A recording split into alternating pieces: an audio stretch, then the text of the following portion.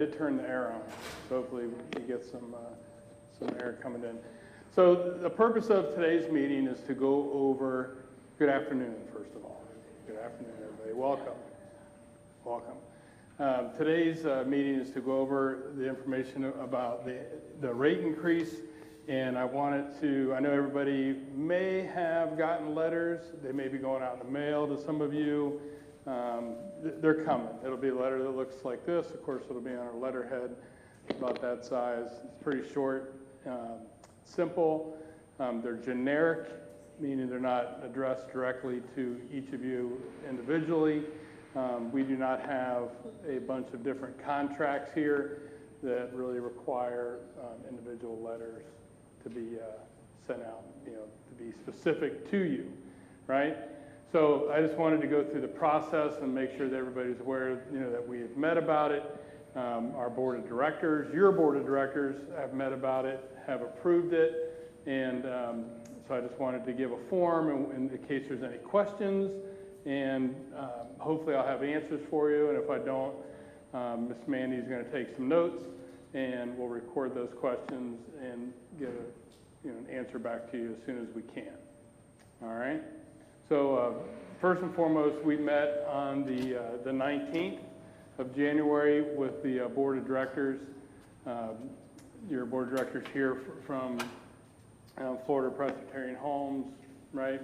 We're in that meeting and represented the community.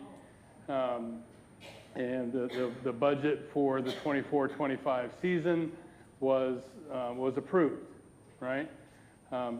We can cut right to the chase, and I can tell you that the annual increase for 24-25 is 5%, in case you haven't seen the letter, right?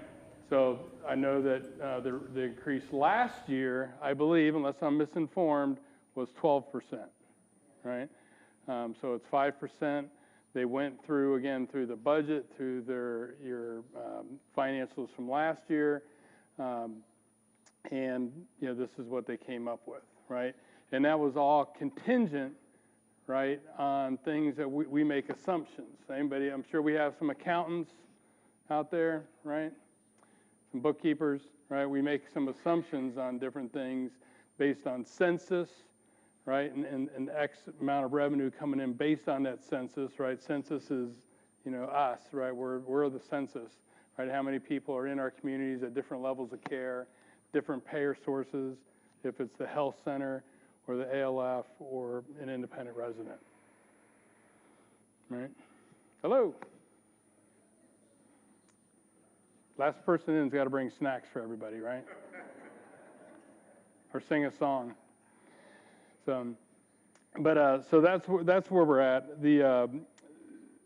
I have the budget here with me, or the presentation that went over the budget, and I just wanted to hit some highlights from it, and then again, I'm just going to sort of open it up to open forum for questions in case there are. Yes, sir. After I get done, but I can ask her a question. Sure.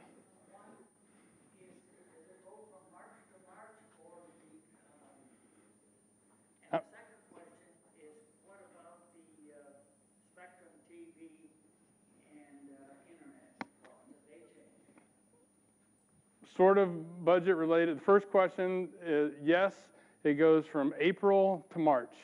We are off cycle. The question was about, do we have, what's the budget season? What's the annual season? What calendar season does Westminster use? And we use an off cycle calendar, which runs from April to March, right? April 1st to March 31st, right? It's not the regular calendar year. They do that, right? Because most companies run in regular annual calendar year, so it costs less, for accounting groups, CPAs, lawyers, and everything, because it's off cycle, right? So that helps defray some expenses for you all, right? And the next question was about Spectrum. We currently have Spectrum here as our provider for internet and cable. I want to say, and I know somebody will correct me if I'm wrong, that it's $14 for internet and $36 for cable, or $36 for cable and $14 for something, $50 a month. So at most other Westminster communities, we have what they call a technology fee that's built into the monthly service fee. It's an add-on, but it's built in. It comes with your monthly statement, and it's called a technology fee. So you may stop seeing at some point a separate line item for Spectrum, and might start seeing a separate line item that says technology fee, and it's the same $50.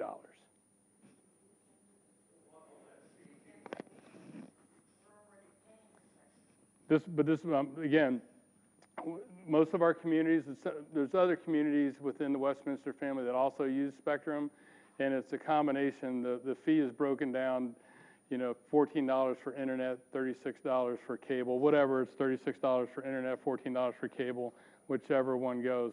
But that fee will probably be removed at some point, and you'll just see a technology fee, because what happens if we use a different provider, right? We may go away from Spectrum and get Bright House or Roadrunner or whoever it is. So.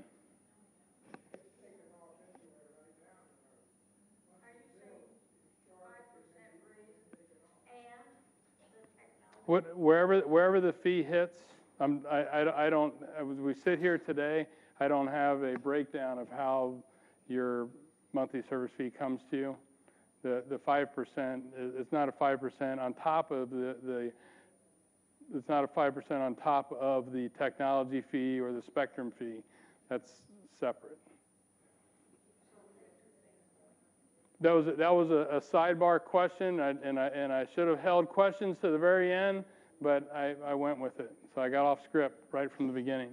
I don't have Miss Eddie here reeling me back in, but so we can come back to it. But it's currently a separate thing, is my understanding, right? You get your monthly service fee, and then you get a Spectrum bill, right? So it'll remain that, but instead, but it's a separate item. Yeah, it's not rolled up in there. So it'll remain that. My only caveat to it is that it may stop saying Spectrum.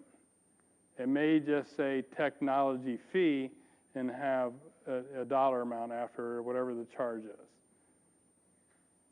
Does that make sense to everybody?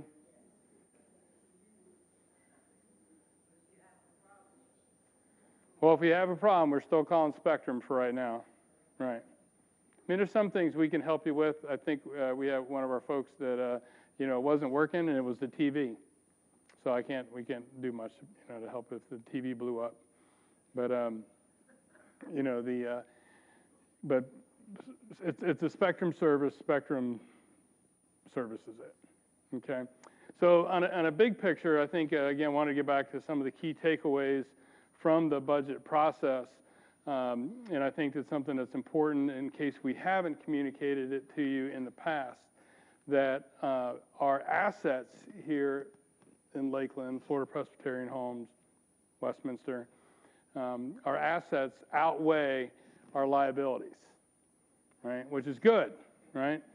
So you want that. So it's positive information, right? On the not so positive side of things is that there's been ongoing inflation in different areas, right? Insurance, food, energy, labor, right? Pretty much anything we come in contact with, there's been inflation on, right? And there's been inflation in different areas, higher and lower, right? Energy's gone up considerably in the last year, right?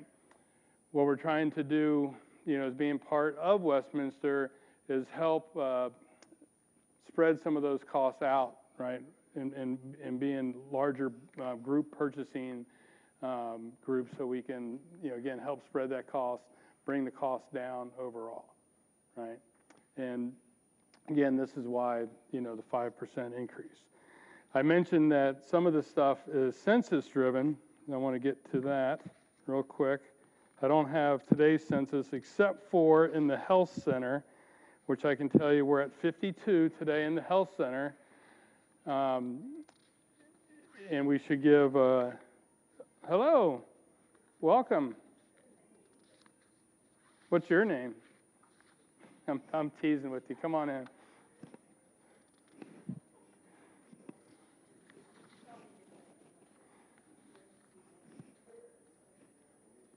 There. She's coming. All right, so in the current trend for residential living is that we're approximately 89% occupied. Our current trend for skilled nursing is we're approximately 78% occupied. We'll talk about that in a second. And our current trend in assisted living is we're approximately 78%, again, occupied. The budget for each of these is residential living. We're budgeting at 93%, right? We're currently at 89, pretty close, right? Pretty close, 4 points. For skilled nursing, we're budgeting at 85%. We're currently at 78%, right? And then actually today, we're at the highest that we've been since I've been here. Anyway, we're at 52, and we're expecting to close the week at 55, which I don't know if that's an all-time high or not, but it's the highest that we've been since I've been here. So that's good. Good for y'all. Skilled nursing, the health center, Palmer McGrath, is a big financial driver for our community. So we want to support it and make sure it's as successful as we can make it in there, right? A lot of labor goes in there, a lot of cost, right in there. It can be financially successful, or it can be a drain. So we want it to be successful, right? And then assisted living, again, currently at 78%, and we're budgeting for 94%. So that number, I think, is a little misleading, because what we consider assisted living here normally on our day-to-day operation in our community is the Helen DeLay building and I call it 901, the new ALF, right? Those buildings on any given day are almost 100% occupied, right? So I think some of you know that we work, to help transition, our IL residents, right, through in there, and sometimes we have a little bit of a backup, waiting for rooms to open up. That being said, all of the rooms in our apartment buildings, 4-bunker, A building, right, are also duly licensed to be assisted living rooms, assisted living, right? So if needed and if appropriate, an individual could remain in their apartment over there and receive assisted living services if needed, right, and if appropriate. So I have to dig into deeper into where those where they get that 78% for AL, but with my math, it doesn't add up just right.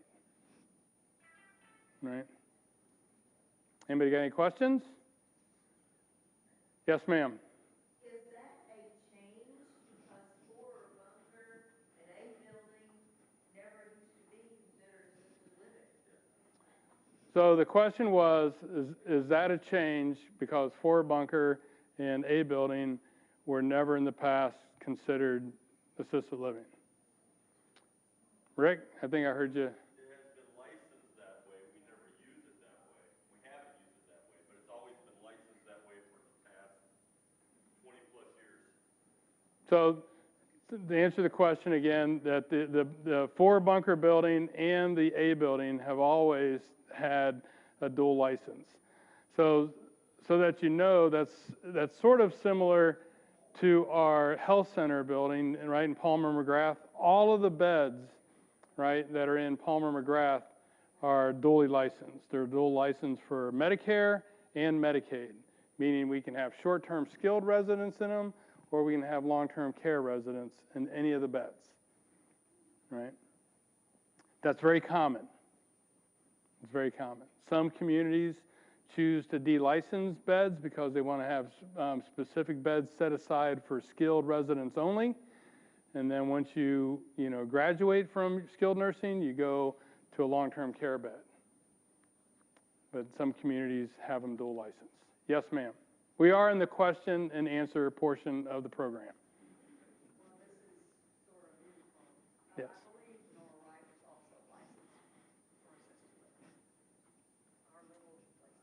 I am uncertain. The question is, or the statement was, that she believes that Nora Rife is also licensed for assisted living.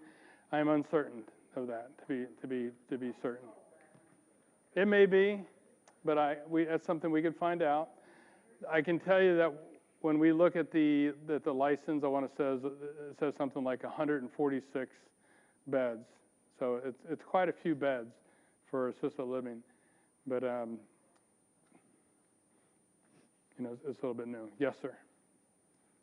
The difference between the 87 and the 93 occupancy rate in the independent living, does it have anything to do with the fact that many of those have not been completed yet? Or is it because we don't have anybody that could go into them? The occupancy rate is not calculated until move-in. Correct, but is the result of the difference because we don't have properties ready for move-in? There's some of that. There's a transition time that I can tell you that I'm working very hard with the guys standing behind you to shorten that time of transition, right? Rick and John specifically, right? Is there any thought to getting a second contractor so that we are not limited to just one? So the question is, in an effort to reduce that time of transition, is there any thought to getting a second, third, or fourth contractor? The answer is a 100% yes. There's a lot of thought to it. Or a fifth contractor, however many it takes. For a couple different reasons, not only to expedite the transition in the time period, but to make sure that they're staying honest and we're not getting gouged. And have we considered Brada construction in that? Is that one? Brada? I think I've heard of that. We can absolutely entertain anybody that's licensed. Excuse me. So we can entertain anybody that's licensed. Absolutely. I'll be back up there. Okay. You're not hearing my microphone? Well, that's why I go back to here and then I repeat it. You can't hear the answer? All right, I'll hold it up a little bit closer. Okay. So the question is very important, and it's something I can tell you that we discuss a lot, right? Officially and unofficially, because we have side conversations about it all the time, is who do we use to do the renovations to our homes and our apartments and everywhere else around campus commercially, you know, beyond what Rick and John and the crew, they do themselves, because they do some stuff internally, right? But beyond that, who do we use to do that work? Are they doing it fast enough? Are they doing it as fast as they can? Should we just have other contractors come and give us bids just to see, you know, if we're doing the best we can? You know, because, you know, you're right. On a couple different levels, you know, we need these things to get done, you know, fast, right? You all came here, you gave a deposit, right, a down payment on deposit, and we went to work on getting your unit ready. Well, if it takes too long, you may have gone somewhere else, right? So we're mindful of that, and we want to keep that transition time as tight as possible. So I know Rick's got a question. Oh. Okay. So we do with Westminster, right?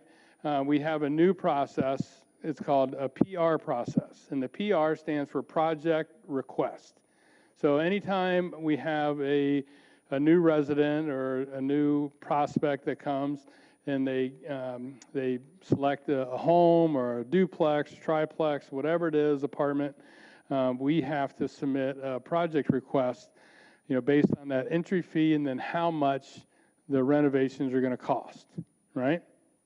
So Rick, right, as soon as Cher tells them that somebody's interested or we have a deposit, immediately goes out and contacts. We want to have at least 3, but we'll take 2, and in a real pinch, we'll settle on 1 if we have to, if it's an emergency. Right, but at least 3 is best. So we submit that to Westminster and then go from there. Yes, sir.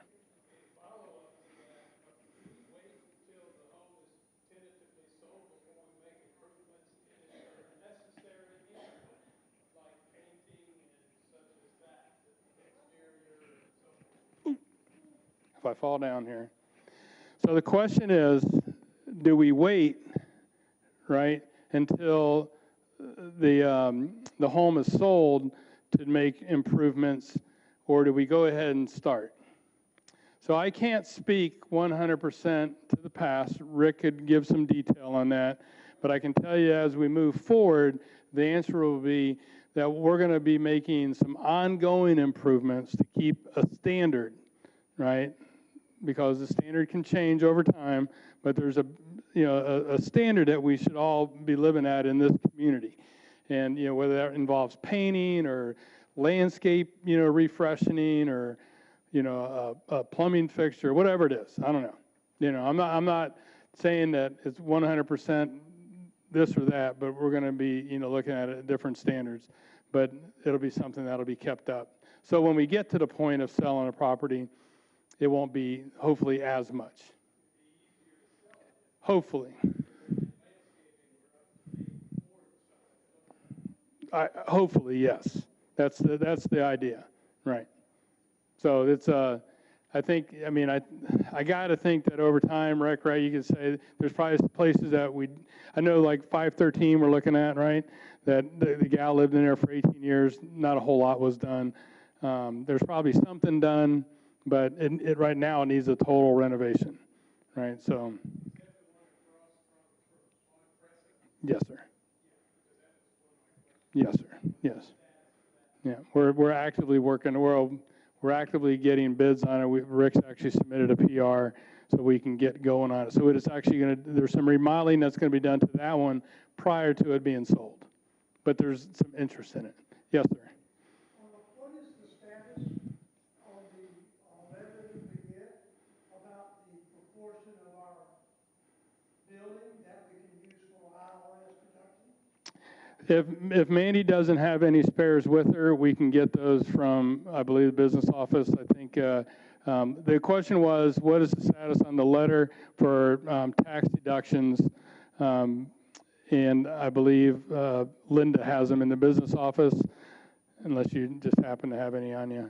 No, she doesn't, but we have them. But so if you've received your ad valorem, you can give it to me or give it to Mandy or drop it in by Carol and she can put it in my mailbox. I've got that. But we probably should print some of those out and put them on the table.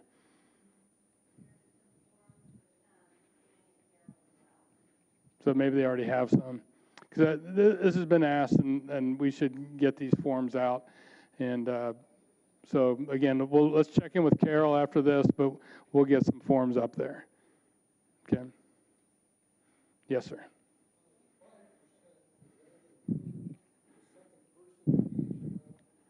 Right, it would be 5%, across the board. Yes, sir.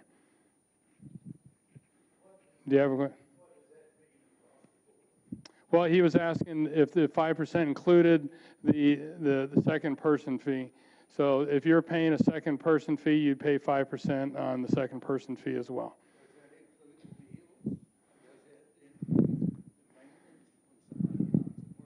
So ancillary charges, right, if things that are outside the contract, there will be increases with that as well. I have received an ancillary charges rate sheet, but not for here yet. So I'm trying to get that. I had hoped by the time of this meeting, we have put this meeting off, a week. I have not received the ancillary charges.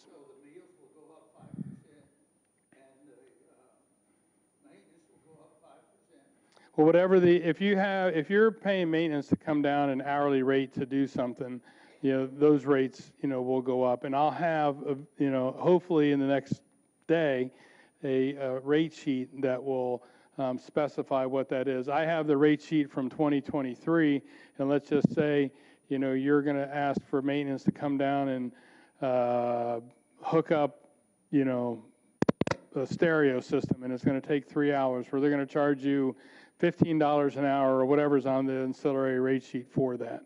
I had it, and I didn't print that out. Maybe I should have so I could speak to it. So it's all right.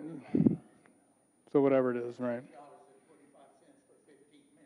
Yeah, I think they have it down for 15-minute increments, right? I think it's not right, with all the rest we pay for, and for 15 minutes be charged for something.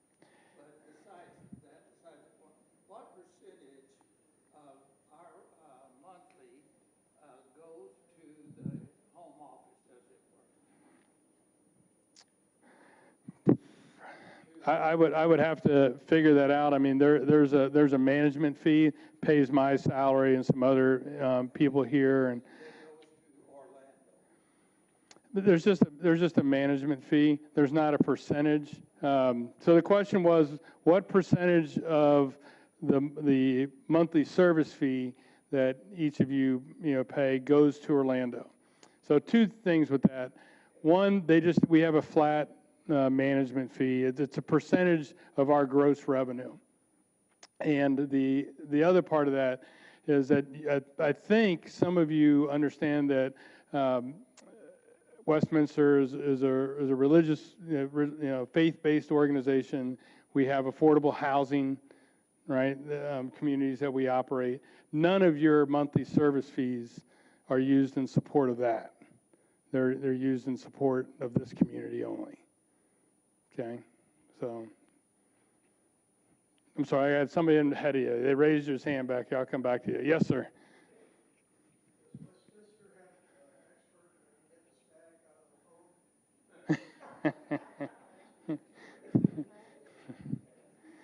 So does Westminster, the question was, this is serious, folks. We're getting down to serious business now. Does Westminster have a specialist that can get the static out of the phones? It's important to have we have a follow-up question to that. Oh, this microphone, no, that's me. It's this microphone, right? Yeah, I'm sorry, yes.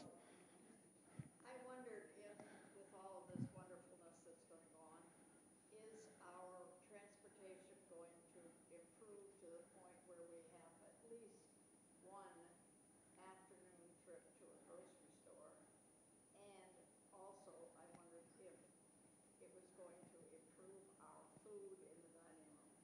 So the question is, with all this wonderfulness that's going on, is it going to improve our transportation with at least one trip to the grocery store a day, a week, sometime, right? And our food, dietary services, and dietary services. So the question is, the answer is, I certainly hope so. So I can tell you, as late as today, right, Rick? We were discussing just that, transportation, right? How we're going to post the position for another bus driver, but we have somebody here on campus that has their CDL, passenger endorsement, so we might be able to utilize that person. So we know that Bob, right, is pretty busy. As our census does increase in the health center, there'll be more trips from the health center to doctors and wherever else they go, right, for follow-up visits. I've been here for 27 years, and we never missed anything at the college. We never missed orchestra performance. We never missed a play. We never missed any of that stuff. We had 2 buses, and they went to those things, and they took us. Right. So it's our, shared desire to get back to that. So we have 2 buses down there. We're going to get the person, either, appointed, trained, hired, whatever we need to do, and then checked off to make sure that they're safe to use the lifts, whatever they got to do, strap people down, make sure that everybody can go down the road safely, and then, get going with that. Westminster wants to provide the services, for you for a pre-COVID, right, lifestyle, right? I mean, we're all trying to get back to pre-COVID, right? And I very strongly want to do that, and I know you all want to be there as well. Yes, sir. Some of us have in our contracts for food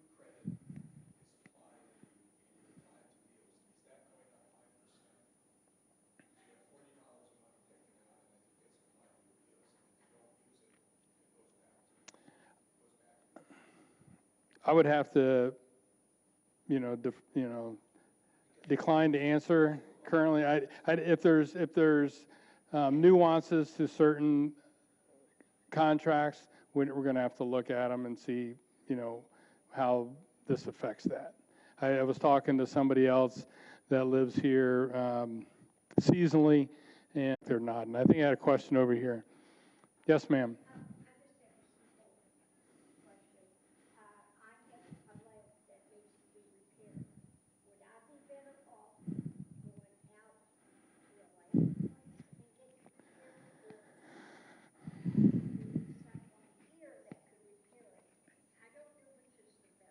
Have you submitted a work order ticket for it? Depending on what it is with the lamp, I would say yes and no.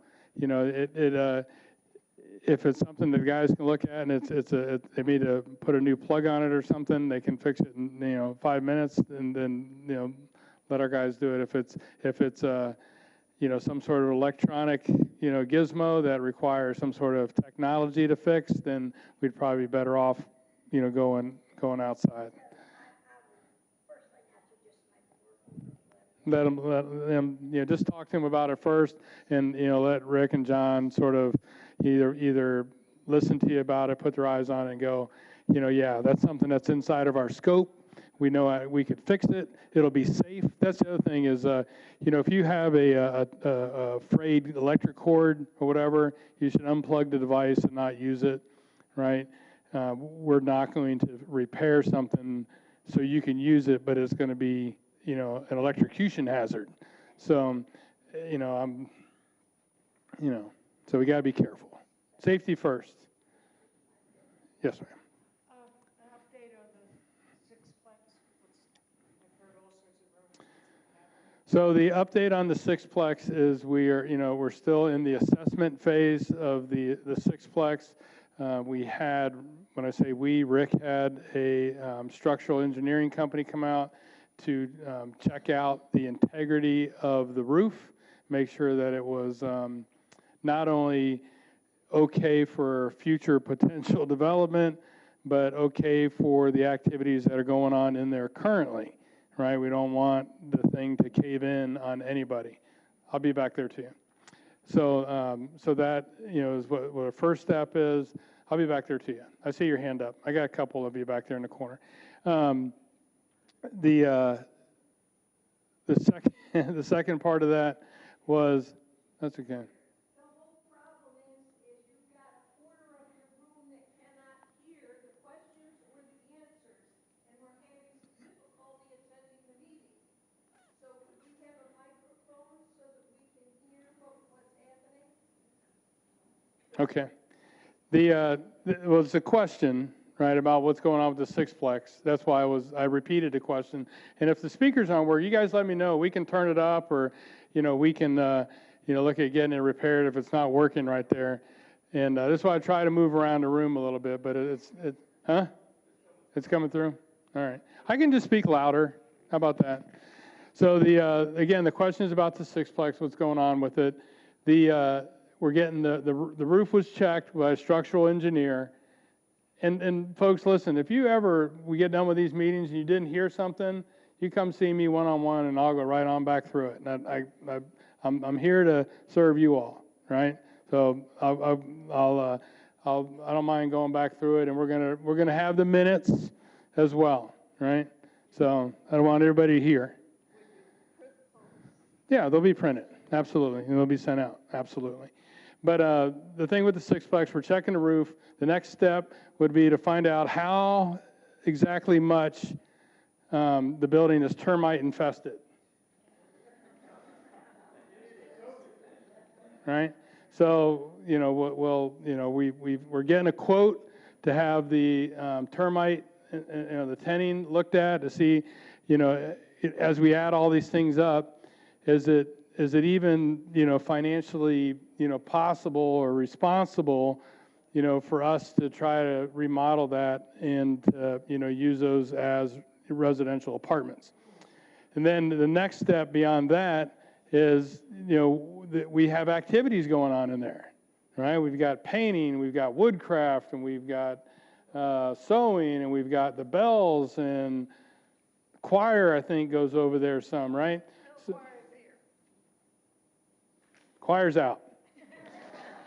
So so with the remaining activities, what do we do with it? Where do they go, right? Where do we find, an appropriate place for that? So all of that has got to be figured out before we do anything, and it's just part of this due diligence process that we're going through. No decision has been made to do anything with the sixplex. We're 100%, in the research phase. Let me get these folks back here. So, when was the sixplex built? Oh boy, long time ago. Yes, sir. Where does Westminster stand as far as Alzheimer's dementia care? Okay. Did you have a question that I can answer for you while I'm back here?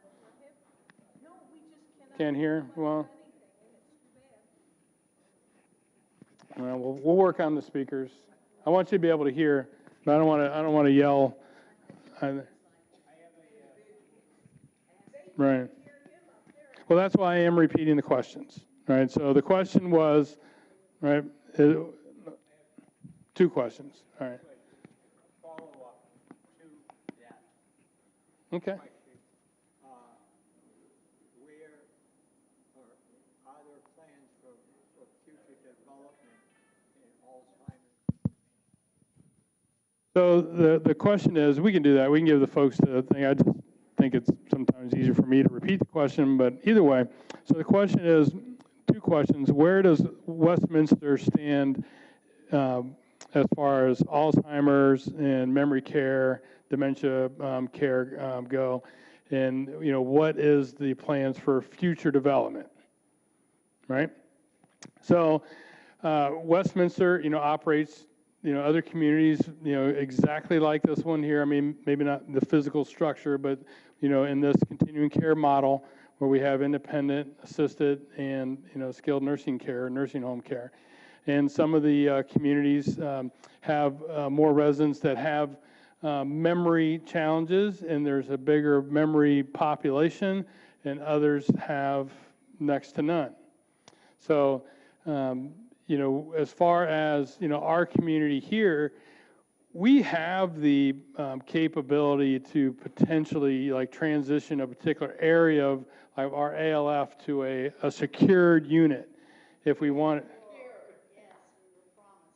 Right, so we have that capability to be able to do that, but I can also tell you, right, or inform you that, with that, there's increased liability, there's increased labor costs, there's increased cost of care associated with it, right? So while on the outside it's something, that there's absolutely an underserved community, residents and people that have memory challenges, it's labor intensive, right? People sometimes when you have memory challenges, right, we have behavioral, issues, right?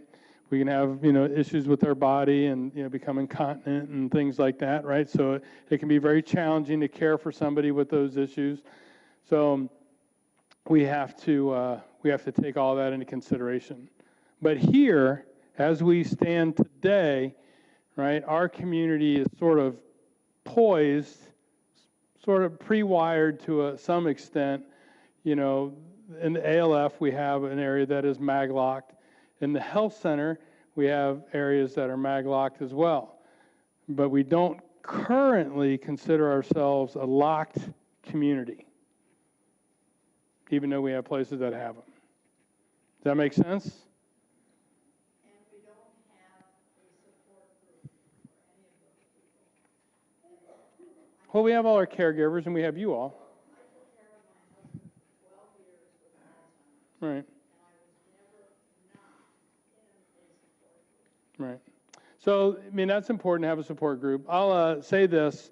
This is, we're talking, this is sort of a finance, right, rate increase related type meeting. I don't mind answering any questions about, care related things. But does anybody have any, before we get too far off topic, does anybody have any other questions that I can answer as far as the rates, the finances, budgets, things like that, construction, master site plan. Yes, ma'am. The roof project that we heard about. You want to, We haven't seen or heard any activity going on with the roof. Is it really going to be finished by the end of March, or? I don't know, Rick. So the question is about the question's about the roof project. Is it really going to be done by the end of March?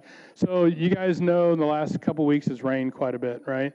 So, they can't be up there roofing, while it's raining. It's just it'll ruin the wood and everything that's up there. So they had to postpone it for a couple weeks. The plan is for them to start, and I was going to put it out in the TGI FYI as soon as Rick gives me his update today. So thank you, Rick. But it'll start again Monday, but they're not going to start on the Palmer McGrath building. They're going to start on A building next. So they're going to skip Palmer for a little while and then come back to it. The plan still is to be done in March.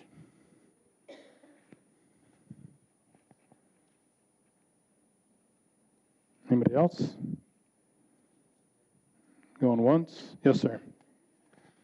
What would you propose about a sound system for this? Well, I mean, how do you all hear it up front here? Do I sound pretty strong to you up front? I don't know if it's coming out of these speakers or not, if it's just everything's coming.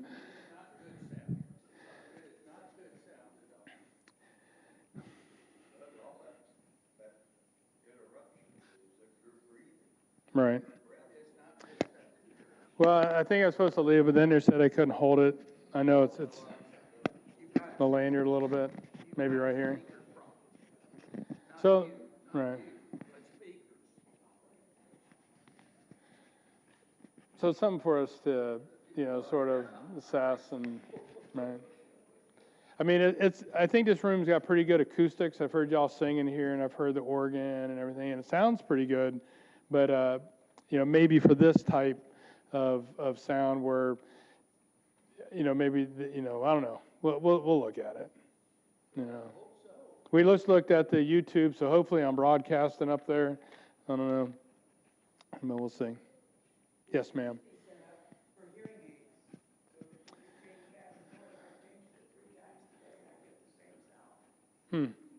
There's a transmitter. Okay. Yeah, so that'd be fantastic if it's well, that's something for us to follow up on. The Loop hearing aid transmittal system. Mandy's writing a note. Yeah, that's good. So the question was, is there, there used to be a Loop system that would allow people with hearing aids to connect with the Bluetooth in the center, and then hear it through their headsets or their hearing aids. So apparently that's not working. So we will look into that. Where do we Gene. stand with the YouTube problem? It should be transmitting. I'm getting a head nod to the affirmative. It's working now. Yeah, we had IT out last week, and we were up here dancing and stuff, and it was transmitting. You transmitted your dance? You tell me. I was on the performance side of it, not the. I was wondering if it was going to work Monday. Ah, yes. Yes, ma'am. So is the call-in number working yet? The people during the chat, there's also a call-in number if they're out of town, they want to call in. Is that number? It should be, right? I have not heard anything. The question is the call-in number working? I sent out the call-in number on the invite today.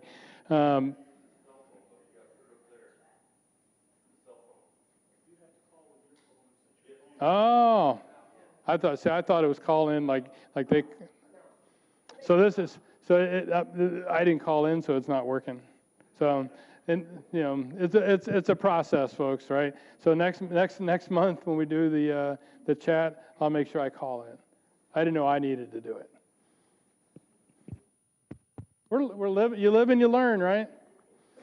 I'll get a little headset, be up here. All right, we'll get it all figured out. We might just need a couple auxiliary speakers maybe that go straight over or something. You know, we'll see.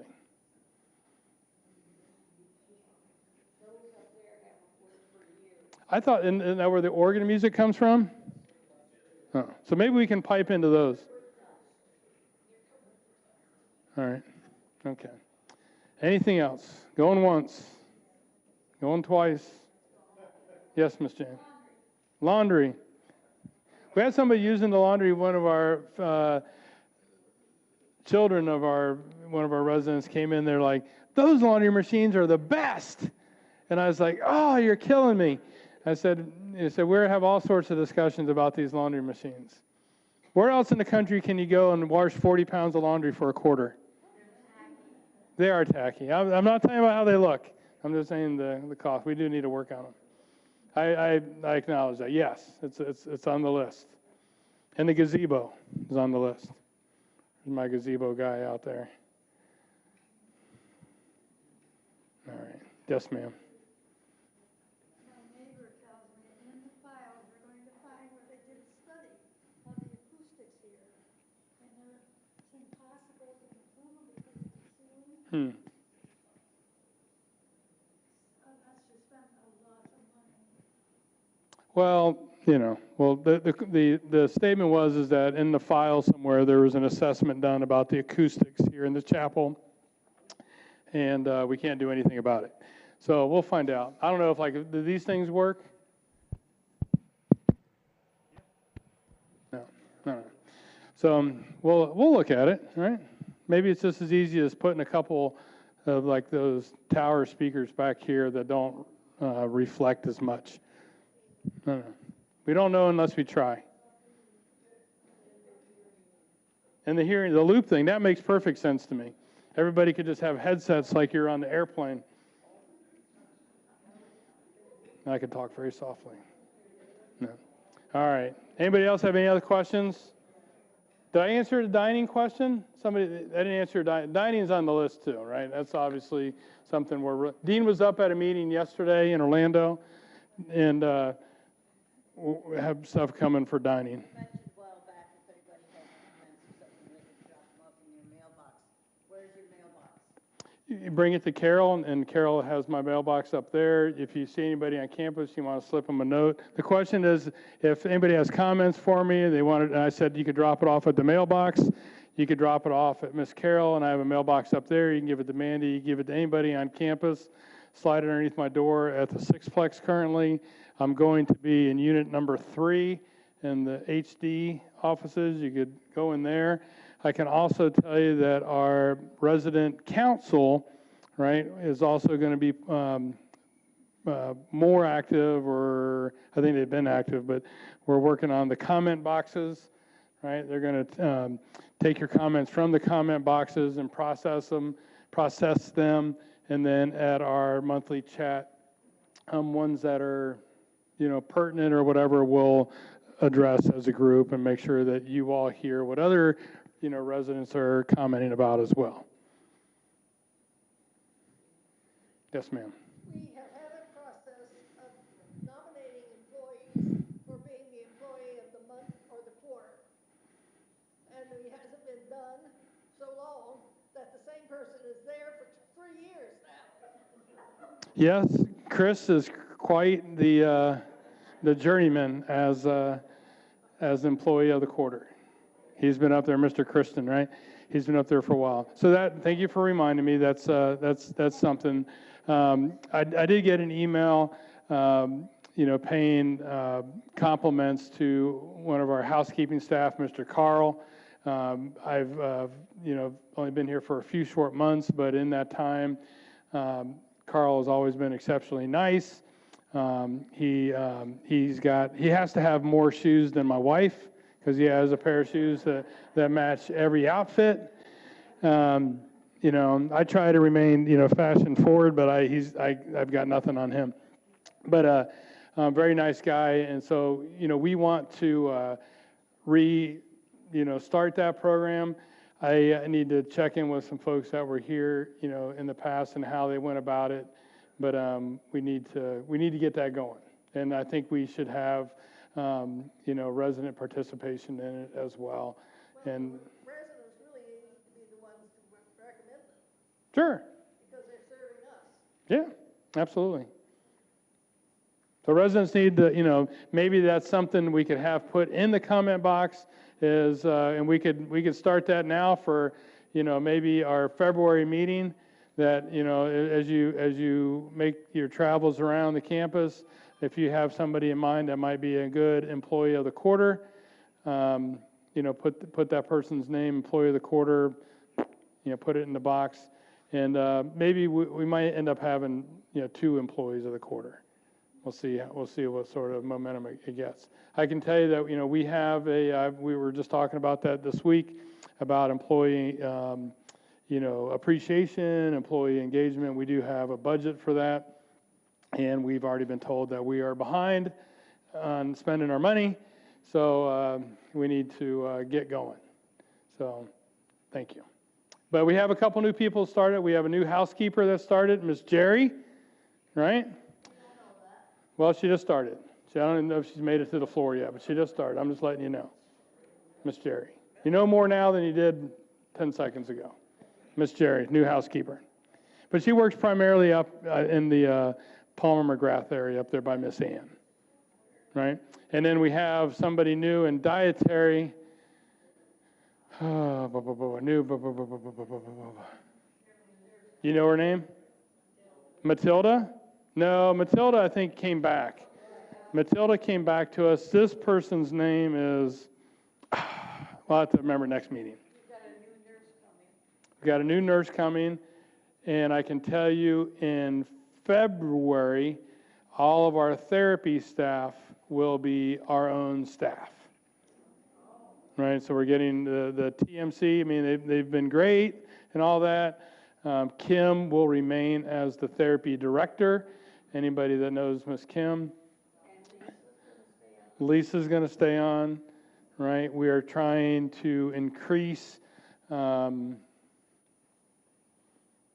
activities with Miss Lisa, right? I mean, Westminster has home health and stuff in other communities. We're going to try to bring that here, and then she'll be able to provide services, therapy services through a home health component of your insurance, which would make it easier to obtain.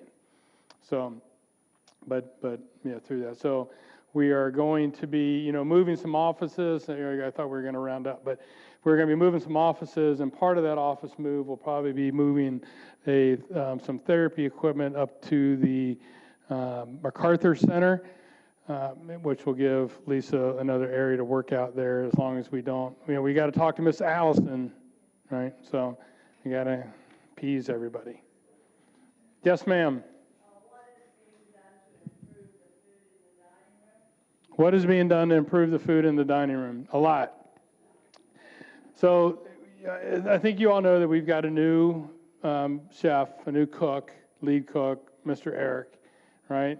He has been doing some things, with our current menus. I think you all see the Navigator menu up, that they print them out and post them, and that has the little asterisk at the end of each line item for some reason.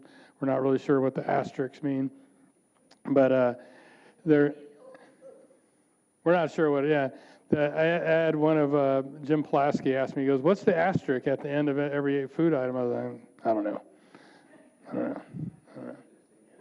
So that's what we think. Maybe it's just the end of that item. They used an asterisk instead of a period, or I don't know. So yeah, so he's been doing some stuff that's a little unique, right? It hasn't been done. Does his own scones. He made the little cups for the taco salad, right? Fried the tortillas, right? So, he's trying, right? He's taking the same stuff that, every kitchen in the world gets and putting his own spin on it. And it takes some creativity, and that's what he's doing. He's also cleaning up, right? He's straightening out. If you look around, if you happen to peek around, the curtain there by where the ice cream stays, it's pretty neat back there now. Neat meaning it's clean, right? And straightened up. Things are in their place. So, we're working on that. We will be implementing Westminster's menus, hopefully in the not so distant future. Right? Yes, sir. Will the Westminster IT people be able to get it so, we used to be able to email the hostess desk, and we haven't been able to since you. Yes. The question is, will the Westminster IT folks be able to help us in emailing the hostess desk? Sadly, no. And the issue behind that is individuals are granted email access and server access based on their position. And all of our other communities, the hostess or receptionist up there is not granted access to the Westminster servers. So we have to discover what the workaround is, what the solution is to that, because we have a similar process at most other communities. And I can tell you from the outside sort of looking in what the base challenge is. And the challenge is this. Most communities, when our residents go to have lunch or dinner, they go as a group. They'll occupy that one table, and then the server comes and takes the order for the entire table. And they take that order and piece of paper, go hand it to the kitchen, and they make that order for that table. Just like if you were to go to restaurant, Reese's, Applebee's, We do that here. Red Lobster. We do that here. Some tables do it here, not everybody. But by the time the menu gets up to the desk or they can serve it, 7 more have been laid on top of it, so they're not together. So that's something for us to work on, right? So that's what's behind it, and they don't use the system that we use universally around our company. So we're trying to get them to sort of figure us out instead of us figuring what they're doing out. Yes, ma'am.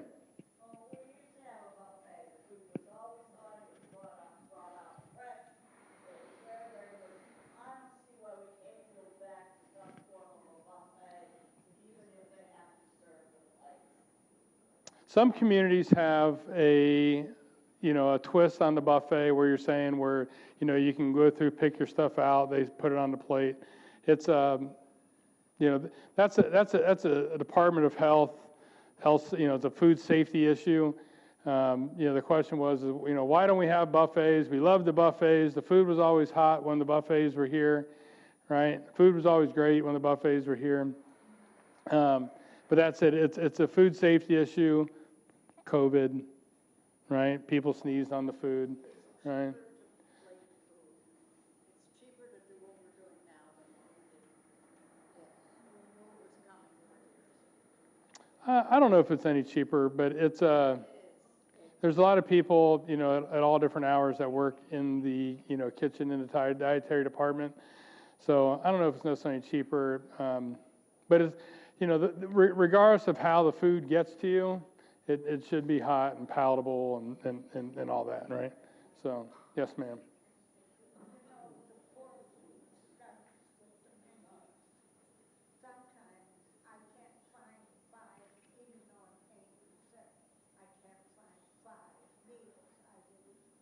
Right. So, one thing that we need to do a better job of, right, is also publicating or publishing the alternates that are out there. So, there's things that you can get that unless you happen to have a special conversation with Dean or somebody in the kitchen, you may not know you can get. And so we need to make sure that, everybody is aware of those all the time. So I can tell you, I think, I forget who it was, we were talking to somebody about like a non-breaded piece of fish. They were saying, well, can I just get it? If I don't like anything else, can I get a piece of fish? And Dean was like, yeah, absolutely. It might take a few minutes, right? But, it's an option. So there's some things, we need to have an alternates, like an always available menu for alternates. So, You know, if you don't like something at night, you can get something else. Yes, sir.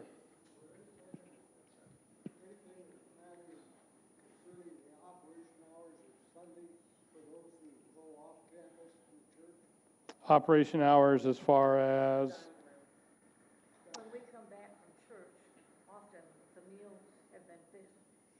hmm. There's no food to eat. Well, I mean, I see your hand. I would tell you this, that, you know, there's nothing that's out of bounds that we can't look at, that we can't consider, and, you know, see if there's a better way. You know, if it serves more of our residents to have lunch from, you know, 12:30 to 2 versus 11:30 to 1 or whatever it is, then, you know, we should be able to work around that. Yes, ma'am. My personal opinion is that the dining room, the food in the evening is totally inadequate.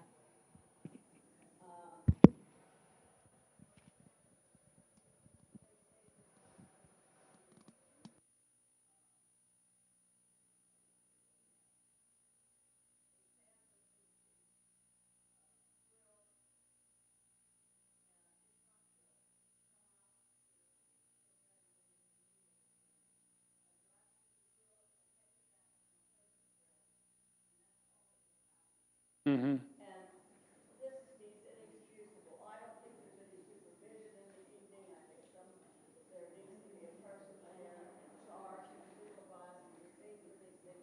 And it's not the waiter's fault. It's management fault. Okay. All right. I got the microphone right here.